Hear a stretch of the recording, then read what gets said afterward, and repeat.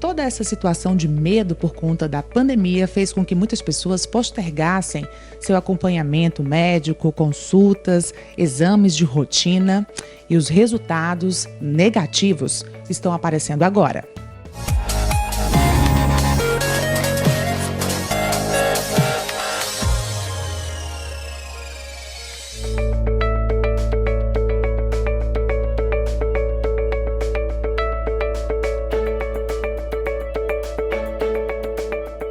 Eu converso agora com o Dr. Dober Frota, radiologista. Tudo bem, doutor? Tudo bom, Natália. Muito obrigado pelo convite. É um prazer sempre estar aqui.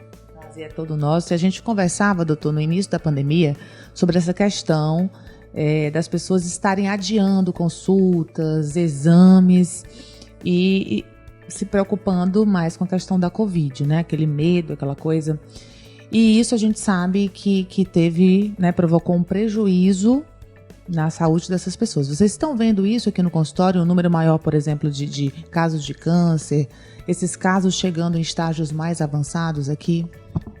Então, Natália, a sua observação é perfeita e ela confirma aquilo que a gente conversava lá no começo de tudo isso acontecer da pandemia, né? Então, a gente temia que boa parte dos cânceres ou de outras doenças não seriam diagnosticadas a tempo por conta da atenção do sistema de saúde e das pessoas em si a esse novo elemento que é a Covid-19. O fato é que, desde o ano passado, a gente experimentou uma diminuição significativa da quantidade de estudos radiológicos, que é o que a mim me compete efetivamente, no diagnóstico precoce de doenças, como, por exemplo, o câncer de mama, o câncer de próstata, o câncer de colo uterino. Então, pela diminuição da quantidade de estudos diagnósticos, a gente prevê que esses pacientes que deveriam ter sido diagnosticados lá no ano 2020, no ano passado, ou mesmo no início desse ano, esses pacientes vão voltar para a gente no estágio mais avançado da doença. Vou dar um exemplo relativamente simples e bem estudado. O câncer de mama, por exemplo. No ano de 2019, a gente realizou mais ou menos 800 mil mamografias no Brasil. No ano de 2020, elas não chegaram nem a 500 mil, representando uma redução aí de quase 50% na quantidade de mamografias realizadas no país. O que a gente entende com isso? Poxa, se eu fiz menos mamografias, eu vou diagnosticar menos câncer de mama. E o que acontece? Esses pacientes voltarão no final desse ano ou voltarão em 2022 já com câncer no estágio mais avançado para serem tratados. E isso é um grave problema de saúde pública. A gente teme que a próxima pandemia seja uma pandemia de diagnósticos tardios, de tumores avançados de mama, de próstata, de colo. As colonoscopias, por exemplo, que é o que a gente utiliza para dar o diagnóstico de câncer de colo, né, de intestino grosso, elas reduziram 40%.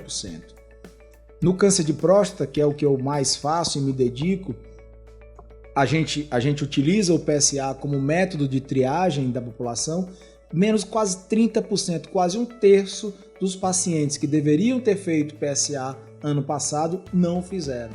Ou seja, esses pacientes vão voltar para mim, infelizmente, num estágio mais avançado de doença e, obviamente, alguns deles sem perspectiva de tratamento.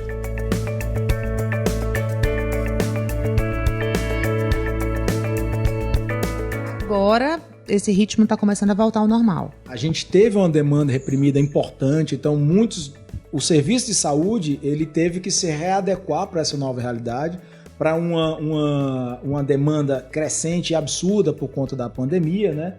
Sendo dedicado basicamente às doenças respiratórias, né? E desde então, graças a Deus, por conta da vacinação e etc., esse arrefecimento, essa diminuição da curva, tem feito com que as pessoas tenham saído mais de casa e tenham buscado os diagnósticos, né? Não só no consultório, como nos estudos radiológicos. A gente está vendo que essa demanda reprimida, ela realmente veio com tudo, né? Então a gente aumentou muito a demanda do consultório, mais de um terço das horas a gente teve que aumentar. A gente está aumentando muito a demanda de estudos radiológicos nesse momento por conta realmente da falta, né, de ida desses pacientes ano passado para o médico e etc. Então assim, o sistema ele está realmente voltando com força total, né?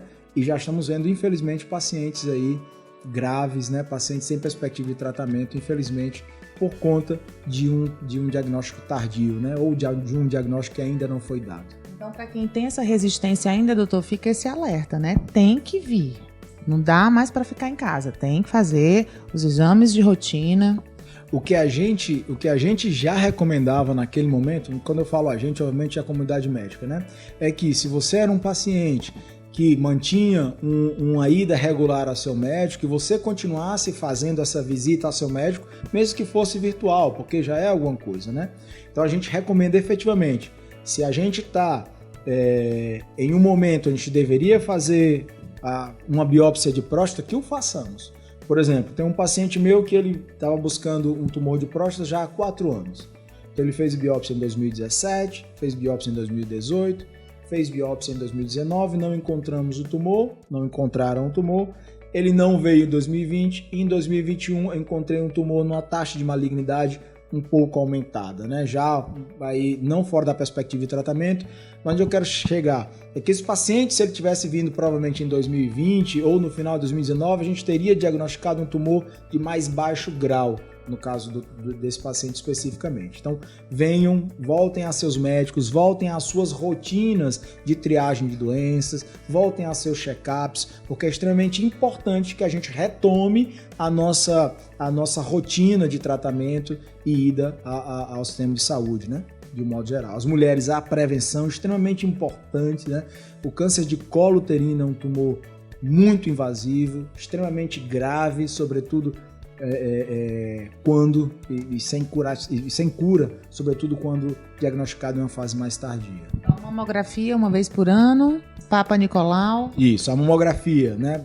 Existe aí uma diferença entre recomendações entre a Sociedade Brasileira de Mastologia e o Ministério de Saúde, mas a gente vai seguir o que a Sociedade de Mastologia fala, que é a partir dos 40 anos uma mamografia anual, e se você tem um parente de primeiro grau com tumor de mama já diagnosticado, a gente tem que começar essa triagem 10 anos antes, né? A visita ao seu ginecologista é mandatória, assim como para o homem a visita ao urologista também é mandatória, né? Então a visita ao urologista deve fazer parte da rotina do homem, né? Então assim, e isso é o que eu mais vejo tanto no meu consultório como no procedimento que a gente faz, que é a biópsia prostática. Tudo é prevenção. Então vamos lá. Eu sei que ainda tem gente com medo, né, doutor? A pandemia ainda não acabou, as coisas estão melhorando, já melhoraram bastante. E eu creio que daqui a pouco isso vai ser um passado na nossa vida, mas é preciso se cuidar. Existem outras doenças e essas doenças precisam de uma atenção e a prevenção, ela é a palavra-chave. Doutor, muito obrigada. É isso, Natália. Agradeço demais. E uma última mensagem, aquilo que você falou. Talvez o grande ensinamento que a gente tem passado nos últimos anos seja efetivamente que a saúde é o nosso bem mais importante e que a gente tem sim que cuidar, ser proativos da nossa saúde, né? Até um pouco antes da entrevista a gente brincava que eu não estou fazendo exercício físico, mas realmente a gente precisa fazer exercício físico, a gente precisa visitar o médico regularmente, né? Alimentar-se bem, também cuidar um pouco da alma, da cabeça, que tudo isso faz parte da nossa saúde. Agradeço, como sempre, o convite. É um prazer, eu me sinto em casa aqui no Check-up. E muito obrigado, um beijo grande, conte sempre comigo. Obrigada, doutor. Estou entrando de férias esses dias e ele vai apresentar o Check-up para mim. Combinado?